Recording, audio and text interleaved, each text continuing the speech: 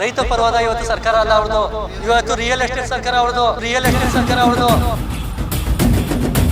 ಒಂದೇ ಒಂದ್ ದಿವಸ ಬಂದಿದ್ದೀರಾ ಸರ್ ಇಲ್ಲಿಗೆ? ನೀವು ಬಿಡದಿ ಬರಿ ಮಾಡಕ್ಕೆ ಒಂದೇ ಒಂದ್ ದಿವಸ ಬಂದಿದ್ದೀರಾ? ರೈತರ ಕಷ್ಟ ಸುಖ ನೋವುಗಳು ಕೇಳಿದ್ದೀರಾ? ಇವತ್ತು 500 ರೂಪಾಯಿ 300 ರೂಪಾಯಿ ಕೊಟ್ಕೊಂಡ್ ಬಂದಿದ್ದೀರಾ. ರೈತರೆಲ್ಲ ಅಂತ ಹೇಳ್ತೀರಾ. ಡಿ.ಕೆ. ಶಿವಕುಮಾರ್ ಅವರೇ, ರೈತರೆಲ್ಲ ಅಂತ ಹೇಳ್ತೀರಾ. 4 ಗೋಡೆಗಳ ಮುಂದೆ ಕುತ್ಕೊಂಡು ಮಾತಾಡೋಣ. 4 ಗೋಡೆಗಳ ಮುಂದೆ ಕುತ್ಕೊಂಡು ಏನ್ ಮಾತಾಡೋದೈತೆ? ಏನ್ ರಿಯಲ್ ಎಸ್ಟೇಟ್ ಮಾತಾಡಕ್ ಹೋಯ್ತಾ ಇದೀವಿ ನಾವು?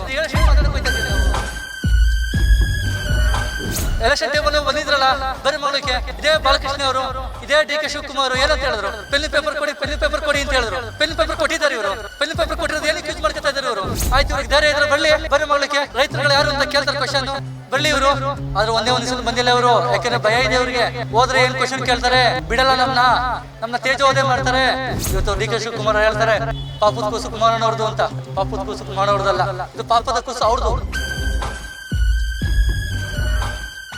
ಸರ್, ಇವತ್ತು ಈ ರಾಜ್ಯ ಸರ್ಕಾರ ಏನು ಮಾಡ್ತೈತೆ, ಭೂ ಕಬಳಿಕೆ ಮಾಡ್ತೈತೆ. ಇವತ್ತು ಬಿಡದಿ ಬರಿಮಲ ರೈತರು ಅವರ ಭಾವನೆ ಮೇಲೆ ಹೊಡಿತಾ ಇದ್ದಾರೆ ಇವರು. ಅವ್ರ ಬದುಕು ಮೇಲೆ ಹೊಡಿತಾ ಇದ್ದಾರೆ ಇವರು.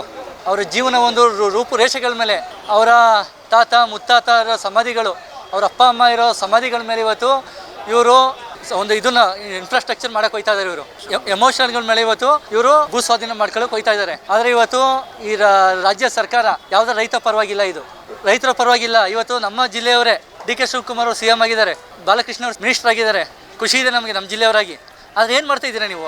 ಒಂದೇ ಒಂದು ದಿವಸ ಬಂದಿದ್ದೀರಾ ಸರ್ ಇಲ್ಲಿಗೆ? ನೀವು ಬಿಡದಿ ಬರಿ ಮಾಡಕ್ಕೆ ಒಂದೇ ಒಂದು ದಿವಸ ಬಂದಿದ್ದೀರಾ? ರೈತರು ಕಷ್ಟ ಸುಖ ನೋವುಗಳು ಕೇಳಿದ್ದೀರಾ? ಒಂದೇ ಒಂದು ದಿವಸ ಅದು ರೈತರೆಲ್ಲ ಅಂತ ಹೇಳ್ತೀರಾ. ಇವತ್ತು ನೋಡಿ ಇಲ್ಲಿ ಬಂದಿರೋರು ಎಷ್ಟು ಜನ ಬಂದಿದ್ದಾರೆ. ಕೂತಿರೋರ ತಲೆಗಳ ಲೆಕ್ಕ ಹಾಕಿ ನೀವು ಇವತ್ತು 500 ರೂಪಾಯಿ 300 ರೂಪಾಯಿ ಕೊಟ್ಕೊಂಡು ಬಂದಿದ್ದಾರೆ. ರೈತರೆಲ್ಲ ಅಂತ ಹೇಳ್ತೀರಾ. ಡಿ.ಕೆ. ಶಿವಕುಮಾರ್ ಅವರೇ, ರೈತರೆಲ್ಲ ಅಂತ ಹೇಳ್ತೀರಾ. ಆಮೇಲೆ ಕುಮಾರಣ್ಣ ಮೇಲೆ ನೀವು ಮುಗಿ ಬೀಳ್ತೀರಾ. ಬನ್ನಿ 4 ಗೋಡೆಗಳ ಮಧ್ಯೆ ಕುತ್ಕೊಂಡು ಮಾತಾಡೋಣ. 4 ಗೋಡೆಗಳ ಮಧ್ಯೆ ಕುತ್ಕೊಂಡು ಏನು ಮಾತಾಡೋದೈತೆ? ಏನು ರಿಯಲ್ ಎಸ್ಟೇಟ್ ಮಾತಾಡಕ್ಕೆ ಹೋಯ್ತಾ ಇದೀವಿ ನಾವು? 4 ಗೋಡೆಗಳ ಮಧ್ಯೆ ಕುತ್ಕೊಂಡು ಎಲೆಕ್ಷನ್ ಟೇಬಲ್ ಬಂದಿದ್ರಲ್ಲ ಬರೀ ಮಾಡ್ಲಿಕ್ಕೆ, ಇದೇ ಬಾಲಕೃಷ್ಣ ಅವರು, ಇದೇ ಡಿ.ಕೆ. ಶಿವಕುಮಾರ್ ಏನಂತ ಹೇಳಿದ್ರು? ಪೆನ್ ಪೇಪರ್ ಕೊಡಿ ಅಂತ ಹೇಳಿದ್ರು. ಪೆನ್ ಪೇಪರ್ ಕೊಟ್ಟಿದ್ದಾರೆ ಇವರು. ಪೆನ್ ಪೇಪರ್ ಕೊಟ್ಟಿರೋದು ಏನಕ್ಕೆ ಯೂಸ್ ಮಾಡ್ಕೊತಾ ಇದ್ದಾರೆ ಇವರು? ಪೆನ್ ಪೇಪರ್ ಕೊಟ್ಟರೆ ಈ ರಾಜ್ಯದ ಒಂದು ಅಭಿವೃದ್ಧಿಗೋಸ್ಕರ ಪೆನ್ ಪೇಪರ್ ಇವರು ಯೂಸ್ ಮಾಡ್ಕೊತಾ ಇದ್ದಾರಾ? ಇಲ್ಲ ಅವ್ರ ಬದುಕು ಮೇಲೆ ಅವ್ರು ಹೊಡೆಯೋಕ್ಕೆ ಪೆನ್ ಪೇಪರ್ ಯೂಸ್ ಮಾಡ್ತಾ ಇದ್ದಾರಾ? ಅವ್ರ ಭಾವನೆಗಳ ಮೇಲೆ ಹೊಡೆಯೋಕ್ಕೆ ಪೆನ್ ಪೇಪರ್ ಯೂಸ್ ಮಾಡ್ತಾ ಇದ್ದಾರಾ? ಸರ್, ಇವ್ರಿಗೆ ರೈತರ ಒಂದು ಜೀವನದ ಮೇಲೆ ಒಂದು ಇದಿಲ್ಲ ಅವ್ರಿಗೆ. ರೈತ ಪರವಾದ ಇವತ್ತು ಸರ್ಕಾರ ಅಲ್ಲ ಅವ್ರದ್ದು. ಇವತ್ತು ರಿಯಲ್ ಎಸ್ಟೇಟ್ ಸರ್ಕಾರ ಅವ್ರದ್ದು. ದಯವಿಟ್ಟು ಅರ್ಥ ಮಾಡ್ಕೋಬೇಕಾಯ್ತದೆ. ಇವತ್ತು ಯಾರೋ ಒಂದಷ್ಟು ಜನ ಕರ್ಕೊಂಡು ಹೋಗ್ಬಿಟ್ಟು ರಿಯಲ್ ಎಸ್ಟೇಟ್ ಕರ್ಕೊಂಡ್ಬಿಟ್ಟು ಮಾಡಿಬಿಟ್ಟು ಅವರವರೇ ಮಾಡ್ತಾವ್ರೆ. ಯಾರು ರೈತರುಗಳು ಕರ್ಕೊಂಡು ಹೋಯ್ತಲ್ಲ ಬಿಡದಿ ರೈತರುಗಳಿಗೆ. ಆಯ್ತು, ಇವ್ರಿಗೆ ಧೈರ್ಯ ಇದ್ರೆ ಬರೀ ಮಾಡ್ಲಿಕ್ಕೆ. ರೈತರುಗಳು ಯಾರು ಅಂತ ಕೇಳ್ತಾರೆ ಕ್ವಶನ್ನು, ಬರಲಿ ಇವರು. ಆದ್ರೆ ಒಂದೇ ಒಂದು ದಿವಸ ಬಂದಿಲ್ಲ ಇವರು. ಯಾಕಂದ್ರೆ ಭಯ ಇದೆ ಅವ್ರಿಗೆ. ಹೋದ್ರೆ ಏನು ಕ್ವಶನ್ ಕೇಳ್ತಾರೆ, ಬಿಡಲ್ಲ ನಮ್ಮನ್ನ ತೇಜೋವಧೆ ಮಾಡ್ತಾರೆ ಅಂತ ಡಿ.ಕೆ. ಶಿವಕುಮಾರ್ಗೂ ಇದೆ. ಇವತ್ತು ನಮ್ಮ ಜಿಲ್ಲೆಯವರೇ ಒಂದು ಕಟ್ಟಸಿಗಾರ ಬರೋಕ್ಕಿಲ್ವಾ ಸರ್ ಇವರು? ರೈತರು ಒಂದು ನೋವು, ಅವ್ರ ಭಾವನೆಗಳೇನಿದೆ, ಅಟ್ಲೀಸ್ಟ್ ಅವ್ರ ಭಾವನೆಗಳೇನು ಕೇಳೋಕ್ಕೆ ಇವತ್ತು ಬಂದವರ ಕುಮಾರಣ್ಣ ಎಸ್ ಹೋಗಿದ್ದಾರೆ. ಇವತ್ತು ಅವ್ರ ಕೂಸು ಅಂತ ಹೇಳ್ತಾರಲ್ಲ. ಇವತ್ತು ಕುಮಾರಣ್ಣವರು ಇವತ್ತು ರೈತರು ಬಂದು ಕೇಳಿದ್ರು, ಇವತ್ತು ಬಿಟ್ಟರು ತಾನೇ ಅದನ್ನು. ಅವತ್ತೇ ಬಿಟ್ಟರು. ಇವತ್ತು ರೈತ ಪರವಾದ ನಾಯಕ ಇವತ್ತು ಈ ರಾಜ್ಯದಲ್ಲಿ ಯಾರೊಬ್ಬ ಇದ್ದಾರೆ, ಒಬ್ಬ ನಾಯಕ, ನಿಜವಾದ ಒಬ್ಬ ನಾಯಕ ಇವತ್ತು ಯಾರ ಈ ರಾಜ್ಯದಲ್ಲಿ ಈ ದೇಶದಲ್ಲಿ ಯಾರು ಇದ್ದಾರೆ ಅಂದರೆ ಅದು ಕುಮಾರಣ್ಣ. ಡಿ.ಕೆ. ಶಿವಕುಮಾರ್ ಸರ್ ಆಗಿಂದ ಅವ್ರು ರಿಯಲ್ ಎಸ್ಟೇಟ್ ಮೈಂಡು. ಇದು ರಾಹುಲ್ ಗಾಂಧಿ ಸೋನಿಯಾ ಗಾಂಧಿ ಅವರೊಂದು ಇಂಪ್ಯಾಕ್ಟು. ಇದು ಪಾಪದ ಕೂಸು ಅವ್ರದ್ದು, ಕುಮಾರಣ್ಣವ್ರದ್ದಲ್ಲ.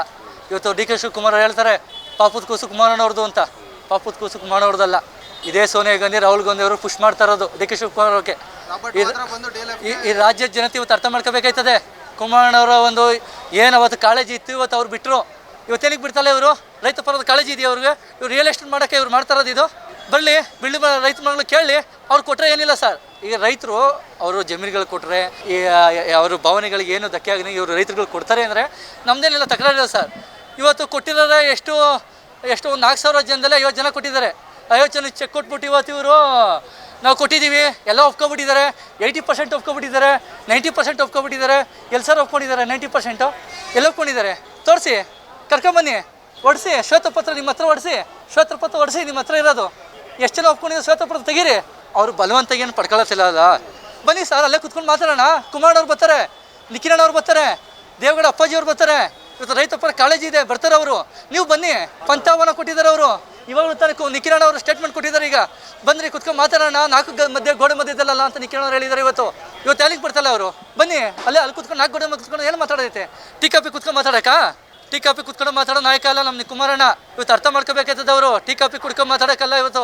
ಇವತ್ತು ರೈತರ ಒಂದು ಬೆವರು, ಅವ್ರ ಬೆವರಿಗೆ ಬೆವರು ಸೇರಿಸ್ಕೊಂಡು ಇವತ್ತು ಅವರು ಜನಗಳ ಮಧ್ಯೆ ಕುತ್ಕೊಂಡು ಪರಿಹಾರ ಸಾಲ್ವ್ ಮಾಡೋ ಒಬ್ಬ ನಾಯಕ ಕುಮಾರಣ್ಣ ಇವತ್ತು. ಹಂಗಾಗಿ ಇವತ್ತು ಇವರು ಟೌನ್ಶಿಪ್ ರಿಟರ್ನ್ ತಗೊಳ್ಳೋವರೆಗೂ ಯಾವುದೇ ಕಾರಣಕ್ಕೂ ನಾವು ಹೋರಾಟ ನಿಲ್ಲಲ್ಲ. ಇದು ಇವತ್ತಿಗೆ ನಿಲ್ತಿಲ್ಲ. ಇದು ಮುಂದುವರಿದ ಭಾಗ, ಇದು ನಿರಂತರ ಇದು. ಎಷ್ಟೋ ಹೆಣ್ಮಕ್ಳು ಸರ್ ನಾನು ದಪ್ಪ ಇದ್ದೀನಿ 90 kg ಇದ್ದೀನಿ ಸರ್ 60 kg ಬರಬೇಕು ಸರ್ ಜೊತೆಗೆ PCOD ಕಂಟ್ರೋಲ್ ಆಗಬೇಕು ಸರ್ ಅಂತ ಯೋಚನೆ ಮಾಡ್ತಿದ್ದೀರಾ. 90 kg ಇಂದ 60 kg ಬರಬೇಕು ಅಂತ ಅಂದ್ರೆ ನಮ್ಮ ಜೀನಿ ಸ್ಲಿಮ್ ನ ಯೂಸ್ ಮಾಡಿ 100% ನೀವು 60 kg ಬಂದೇ ಬರ್ತೀರಾ. ಇಂತಹ ನೈಜ ಕುತೂಹಲ ಭರಿತ ಸುದ್ದಿಗಳು ನಿಮಗೆ ಸಿಗಬೇಕಂದ್ರೆ ರಾಜ್ಯದ ಪ್ರತಿಷ್ಠಿತ ಜನಪರ ಡಿಜಿಟಲ್ ಸುದ್ದಿ ಮಾಧ್ಯಮ ಪಬ್ಲಿಕ್ ಇಂಪ್ಯಾಕ್ಟ್ ಚಾನೆಲ್ ಅನ್ನು ಯೂಟ್ಯೂಬ್ನಲ್ಲಿ ಸಬ್ಸ್ಕ್ರೈಬ್ ಮಾಡ್ಕೊಳ್ಳಿ. ವಿಡಿಯೋ ಇಷ್ಟವಾದರೆ ಲೈಕ್ ಮಾಡಿ, ನಿಮ್ಮಿಷ್ಟದವರಿಗೆ ಶೇರ್ ಮಾಡಿ ನಮ್ಮನ್ನು ಪ್ರೋತ್ಸಾಹಿಸಿ. ಹಾಗೆಯೇ ಫೇಸ್ಬುಕ್ನಲ್ಲಿ ಪಬ್ಲಿಕ್ ಇಂಪ್ಯಾಕ್ಟ್ ಫಾಲೋ ಮಾಡೋದನ್ನು, ಇನ್ಸ್ಟಾದಲ್ಲಿ ಜೊತೆಯಾಗೋದನ್ನು ಮಿಸ್ ಮಾಡಬೇಡಿ. ಜಾಹೀರಾತು ಹಾಗೂ ಬಿಸ್ನೆಸ್ ಪ್ರಮೋಷನ್ಗಾಗಿ ಸಂಪರ್ಕಿಸಿ 9606037450 ಅಥವಾ 9353224116. ಇದು ಪಬ್ಲಿಕ್ ಇಂಪ್ಯಾಕ್ಟ್, ಜನಶಕ್ತಿಯೇ ನಿರ್ಣಾಯಕ.